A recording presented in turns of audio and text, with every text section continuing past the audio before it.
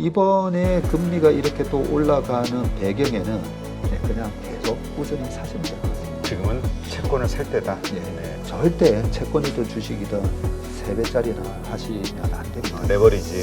네, 레버리지. 내년 상반기만 하더라도 좀 많이 떨어질 것 같아요. 왜 많이 떨어질 건지.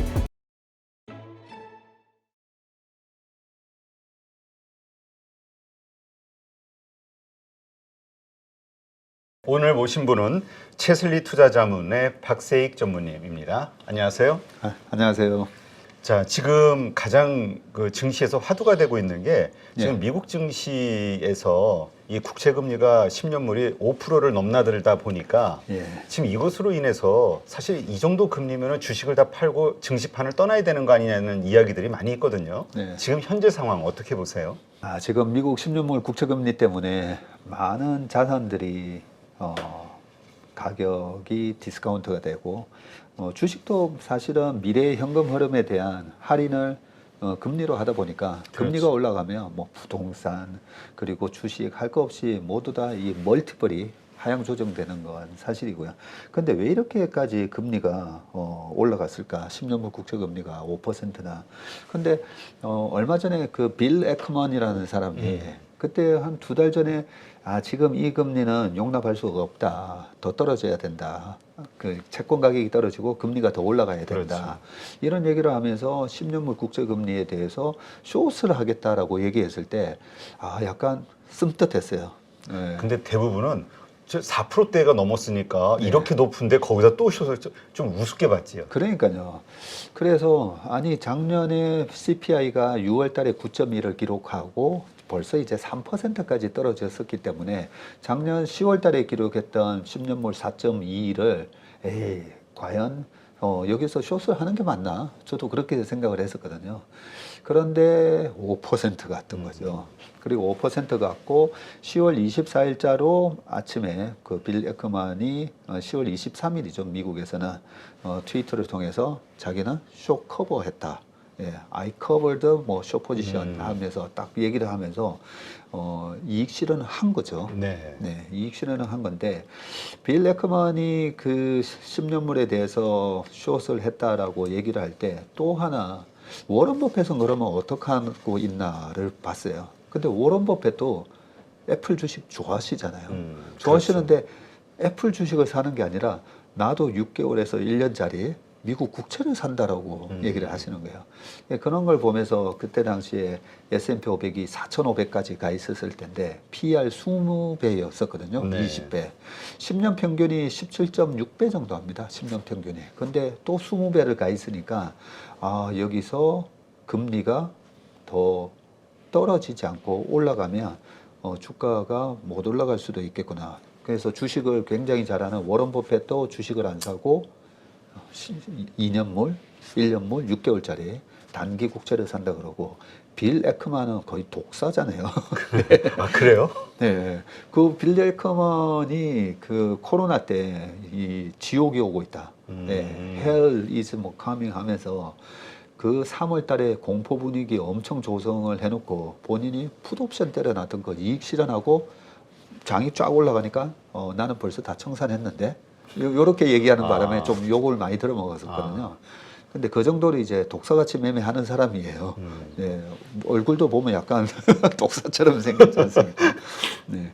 그래서 이 주식에 액티브하게 매매를 잘하는 에크먼도 당시에 채권 금리가 올라갈 거에 베팅을 하고 워런 버핏도 여기서는 주식이 당분간은 못 올라간다라고 생각하고 오히려 단기채를 샀던 거죠. 네, 근데 왜 그런 일이 왜 그 사람들은 그런 선택을 했을까라고 생각해 보면요. 올해 미국 부채 한도에 대한 협상이 있었지 않습니까? 네. 그죠? 협상이 있고 나서 그때 우려했던 부분이 이제 그동안에 못 찍었던 미 국채를 발행을 해야 되는데 그 국채 발행을 했을 때 규모가 1조에서 2조 달러 정도 이렇게 되면 그걸 어떻게 보면 국채를 발행을 하면 그 채권을 사면 시중의 유동성이 흡수되는 거잖아요. 안 그래도 연방준비은행이 QT라고 해서 계속 타이트닝을 하고 있는데 긴축을 하고 있는데 미국 정부마저도 국채를 또 발행을 하면 수요와 공급의 원칙에 의해서 연준도 미국 국채를 팔고 있어요. 팔고 있는데 정부까지 나서서 채권을 발행하면서 파는 거잖아요. 네. 그러면 미국 국채의 수량이 공급이 과다하게 되면서 가격이 더 떨어지는 거. 야, 이걸 보고 빌 에커만이 숏배팅을 했구나라는 생각을 했고요. 그리고 거기다가 또 하나 더 심리적으로 불안감을 줬던 게 8월 2일 날 미 재무부에서 발표를 합니다.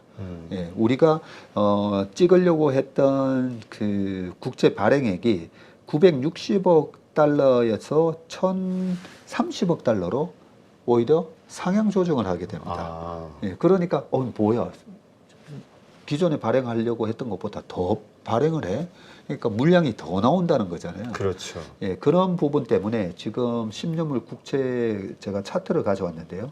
지금 보시는 차트 보시면 요때가 작년에 6월 달에 CPI가 9.1을 기록했을 때 10년물 국채 금리고요. 여기 이제 빠지는 듯 하다가 작년 10월 달에 미국 시장이 저점을 찍었을 때 그때 4.22까지 갔었던 거였거든요.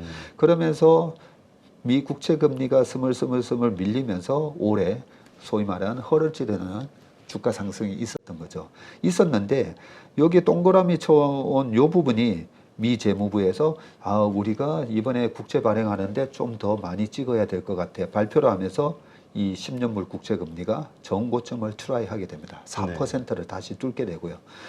그러면서 이번에 5%를 찍었는데 다행히 빌 에크먼이 여기서는 나는 이제 미 국채 금리가 더 이상 올라가지는 않을 것 같아라는 생각을 하면서 일단은 이익 실현하고 나왔다는 게 하나의 좀 긍정적인 부분이고요. 두 번째, 이번에 금리가 이렇게 또 올라가는 배경에는 이스라엘 하마스 또 사태가 있었잖아요. 그렇죠. 네. 우리가 추석 연휴가 끝나고 나서 이제는 개천절 연휴를 보내는데 갑자기 이스라엘 하마스 또 사태가 나면서 거기에 놀래서 금리가 한 번 더 빵 튀면서 5%를 찍었는데 그러면 우리가 생각을 해봐야 됩니다. 이스라엘 하마스 중동 불안 때문에 정말 유가가 여기서 혹시 급등을 하는 거 아닌가, 폭등을 하는 거 아닌가. 예, 그런 우려 때문에 올라갔었는데 그런데 유가는 지금 83불까지 떨어졌어요. 그러게요. 참 희한해요. 네. 근데 제가 94년 8월 달에 여의도에 입사를 했거든요. 네, 네. 자문사로 입사했으니까 이제 30년 됐지 않습니까? 오래되셨네. 네, 좀 오래됐습니다. 강산이 3번 바뀌었네. 강산이 그 3번 바뀌는 동안 이스라엘 중동 분쟁은 수십 번이 있었거든요. 그렇죠. 네. 그래서 이번에 하마스의 로켓 공격이 있으니까 언론에서는 이렇게 얘기합니다. 2014년 7월 가자 분쟁 사태 이후로 가장 최대 규모라고요. 그때 2014년 7월 달에 한 달 반 동안 네. 계속 교전이 있었거든요. 그때 당시에 2,000명 이상이 사망을 했고요. 예, 10,000명 이상 사상자가 났는데 지금 사망자 숫자가 한 5,000명 되니까요. 그렇죠. 예, 그때 이후로 최대이기는 합니다. 그런데 그때 2014년 7월 그러면 그 분쟁 이후로 유가는 어떻게 됐냐면요. 당시에 2014년도에 그 가자 분쟁이 있기 전에 유가가 90불에서 105불 사이에서 왔다 갔다 했었습니다. 굉장히 높은 레벨이었었죠. 높은 레벨이었는데 2014년 가자 분쟁 7월 달에 있고 나서 유가가 그해 12월 달에 얼마로 끝났냐면요. 53불로 끝났습니다. 그래요? 오히려 더 많이 빠졌네요. 오히려 반토막이 났죠. 물론 그때 당시에 셰일 혁명이 있기는 했었지만 미국에서 네, 미국에서 있었지만 우리가 자세히 생각해 보시면 이스라엘, 팔레스타인 그 지역은 어쨌든 산유 국가는 아닙니다. 그렇죠. 네, 우리의 그냥 두려움 때문에 이게 확전이 돼서 예전에 중동 사태, 그 중동 전쟁, 1차 중동 전쟁, 2차, 3차, 4차, 뭐 이집트, 요르단, 시리아 뭐 전부 막 이스라엘하고 싸웠던 그런 때를 이제 연상을 하는 거죠. 연상을 하면서 혹시 이게 확전이 돼서 중동 지역의 그런 석유 생산에 어떤 차질을 일으키면 어떡하나 막연한 그 두려움 때문인데 제가 이런 사태를 수십 번 봤다고 했잖아요. 네. 그 수십 번을 보고 나니까 전쟁이 있고 나면 항상 오히려 미국의 주가가 올라가더라고요. 그러면 왜 주가가 올라갈까? 두려운데. 그렇죠. 전쟁을 보면서 막 엄청난 가슴 아프고 막 두려운데 왜 주가는 올라갈까라고 생각해서 이게 미국의 국익에 도움이 되냐? 아니면 미국의 기업에 도움이 되냐? 이런 걸 보면 지금 윤석열 대통령께서 중동에 가 있는데 거기서도 또 무기 우리나라 방산 관련돼서 뭐 얘기가 또 있잖아요. 그렇죠. 사우디 입장에서는 보면 되게 후달리는 거죠. 그렇죠. 네. 그리고 이번 하마스의 뒷배경에는 이란이 있다라고 얘기하지 않습니까? 그렇죠. 우리가 무슬림이라고 하면 이슬람 국가는 하나라고 생각을 할 수도 있지만 이슬람의 분쟁에 있어서는 수니파와 시아파의 엄청난 1400년 동안의 이 갈등이 있지 않습니까? 그죠? 네. 그러면 사우디는 수니파고요. 이란은 시아파거든요. 그러면 시아파가 저렇게 무자비한 공격을 뒤에서 하마스를 뒷배를 봐주면서 공격이 있었다라고 하면 제일 걱정되는 사람은 사실 사우디의 빈살만인 거거든. 그렇죠. 네. 그러면 빈살만하고 미국하고의 관계는 어땠는가라고 보면 1970년도에 그 페트로 달러라고 해서 미국이 사우디의 안보를 지켜줄 때니 그러니까 모든 유가에 대한 결제는 다 달러로 하라고 했던 게 페트로 달러였잖아요. 네, 그렇죠. 그러면서 달러의 기축통화주의가 유지가 됐었는데 근데 자세히 보시면 빈살만이 미국하고 약간 등을 지면서 오히려 뭐 푸틴 만나고 시진핑 만나고 그리고 시진핑 만나서 해서는 안 될 얘기를 합니다. 위안화로 결제도 가능하다고. 계속 나오는 게 페트로 차이나라는 단어가 또 요즘 그러니까요. 종종 나오죠. 예. 그런 말이 나오니까 미국 입장에서는 이 지금 미국을 중심으로 한 달러 패권을 중심으로 한 이 어마어마한 자본주의 체제에 사실은 엄청난 도전을 하는 거거든요. 그래서 이번 하마스 이스라엘 분쟁으로 인해서 가장 겁을 낼 사람은 빈살만이고요.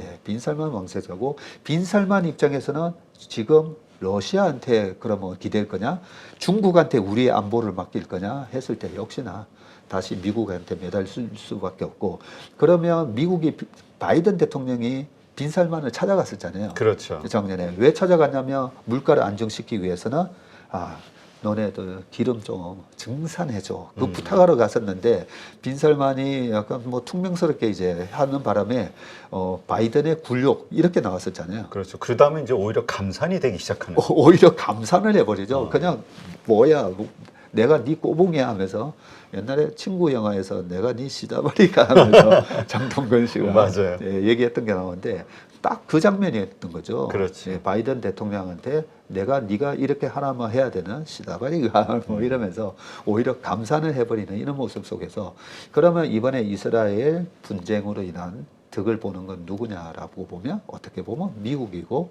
미국이 사우디의 안보에 대한 부분을 또 다시 얘기하면서 어떻게 보면 사우디가 증산할 수도 있는 거고요. 그런 흐름 속에 유가가 또 안정되지 않겠는가 생각했는데 역시나 유가는 지금 떨어지고 있고요. 그런 부분들이 반영이 되면 결국은 10년물 국채금리가 좀 빠르게 안정되지 않을까 하는 생각합니다. 네. 그래서 오히려 지금 이 이스라엘 전쟁 이것 때문에 어떻게 이 국제 경제가 흘러갈지 모르겠다. 이 불확실성이 커진다. 이런 측면에서 오히려 더 증시는 무너질 것이다. 이렇게 보는 분들이 많은데 네. 오히려 그 상승할 수 있는 모멘텀이 될 수도 있다. 과거의 사례를 봤을 때 이렇게 네. 생각하시는 거군요. 예, 뭐 14년뿐만 아니라 2018년 6월 달에도 예, 또 공격이 있었고요. 하마스의 로켓 공격이 있었는데 18년에도 6월부터 10월 달에 시장 무너지기 전까지 또 랠리가 있었고요. 21년도에도 똑같이 5월 달에 공격이 있었는데 그러고 나서도 5개월 동안 랠리가 있었고 그래서 이번 이스라엘의 분쟁 때문에 이게 세계적인 큰 시스템 위기로 다가서면 어떡하나 그런 걱정은 좀 안 하셨으면 될 것 같고요.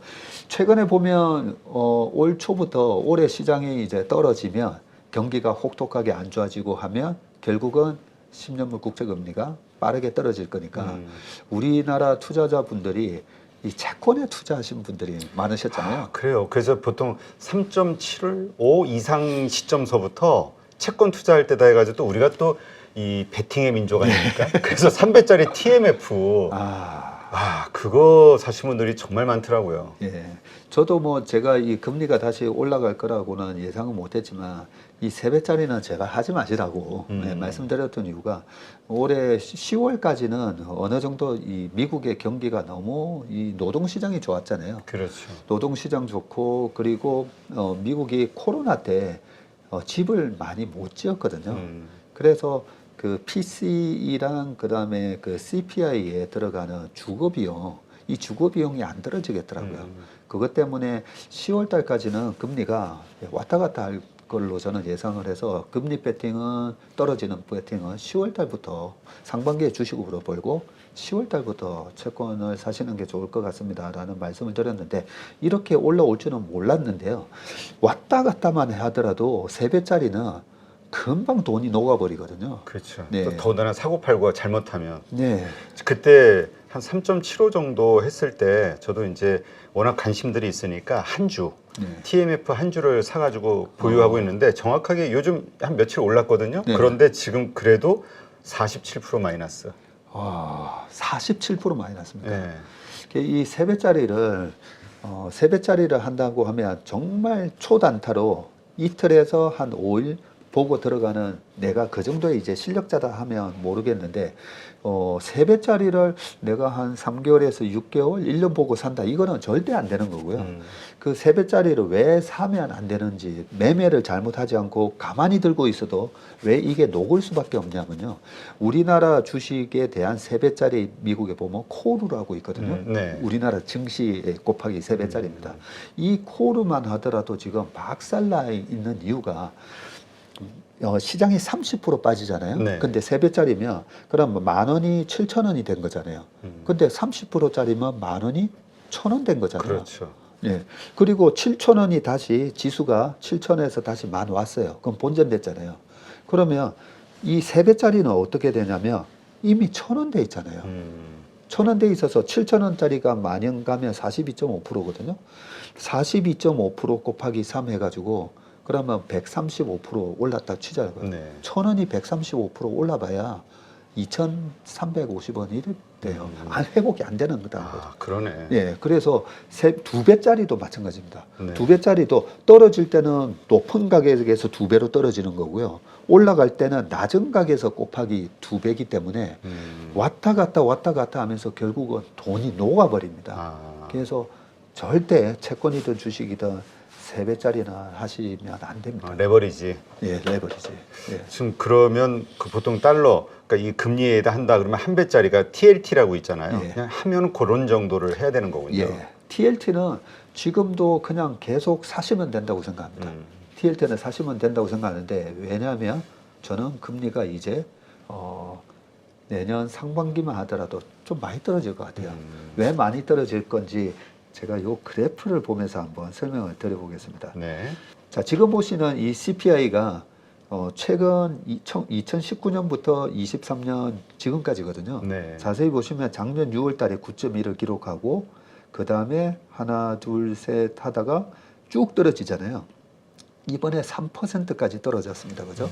3%까지 떨어졌는데 뭐야 계속 떨어질 줄 알았더니 3.7까지 올라온 거죠. 네. 예, 3개월 연속 이렇게 올라온 모습에 그러면서 지금 10년물 국채금리가 5%까지 갔거든요. 그래서 이스라엘 분쟁, 그 다음에 미국의 예상보다 많은 국채 발행, 요게 있지만 실질적으로는 과거의 사례를 보면 CPI가 반등을 들어가니까 야, 뭐야, 또 물가가 다시 올라가는 거 아니야? 라는 그런 두려움이 또 반영이 되는 거거든요. 네. 근데 자세히 보시면요. 이 CPI는 1980년대입니다. 80년대 그때 폴 볼커가 20%까지 그렇죠. 페드 금리 올렸었다고 했을 때 이때도 희한하게 비슷한 일이 발생을 하는데요. 이때 1980년 4월 달에 CPI가 14.8%였거든요. 네. 14.8%에서 떨어지는데 1980년 5월, 6월, 7월 달 이렇게 하다가 툭 떨어지죠. 툭 떨어지고 나서 금리 요 CPI가 어디까지 떨어지냐면 9%대까지 떨어집니다. 9.6까지 떨어지는데 갑자기 하나, 둘, 셋, 석 달 정도 금리가 확 튀죠. 그러네요. 예, 10.8, 11%까지 금리가 튀거든요. 이렇게 튀고 나서 다시 빠지게 되는데 우리가 증시에서는 이런 반등을 모도리 반등이라고 그래요? 얘기를 하고 이게 하나의 어떻게 보면 그냥 기술적 반등에 불과한 부분인데 이 모도리 반등에 그 전에 CPI가 올라가면서 페드가 막 금리를 공격적으로 올렸던 거에 대한 아직까지 그 공포감이 남아 있기 때문에 이 모도리 반등에도 사실은 증시가 영향을 많이 받습니다. 네. 자, 요때 채권 금리가 어떻게 됐는지를 보여드릴게요. 지금 보시는 이 자주색이 10년물 국채 금리거든요. 자세히 보시면 굉장히 재미난 일이 있습니다. 1980년 4월 달에 10년물 국채 금리가 거의 13% 이상 올라갑니다. 네. 이 파란색은 페드 정책 금리고요. 그러고 나서 80년 이후에 이렇게 다시 빠지죠. CPI가 떨어지면서 빠지는데 좀 전에 81년 8, 9, 10월 달에 그 CPI가 모도리 반등이 있었던 구간이거든요. 근데 자세히 보시면 이 10년물 국채 금리가 80년 4월 달보다 훨씬 높은 구간까지 올라갑니다. 그러네요. 거의 16%까지 올라가거든요. 그러고 나서 나중에 다시 빠지게 되는데 요 전 구간보다 강하게 올라갔던 요 때가 보면 CPI가 그렇게 9.6에서 10.8, 11까지 올라가다 요 국면에서 나왔던 겁니다. 네. 그러면 다시 보시면 지금 우리 CPI가 미국 CPI죠. 3%에서 이렇게 3.7까지 올라간 게 이게 계속 올라가면 어떡하나. 요즘 경기에 관련된 지표도 좋게 나오잖아요. 그렇죠. 미국 GDP도 좋고 그러니까 고용도 탄탄하고. 불안한 거라. 네, 그러니까 이게 다시 올라가는 거 아니야라고 걱정을 하고 있는데 실질적으로 이런 반등은 모도리 반등에 불과하다는 거고요. 다시 1981년을 보여드리면 이 81년 10월, 11월, 12월 달에 이렇게 올라갔다가 다시 이렇게 빠집니다.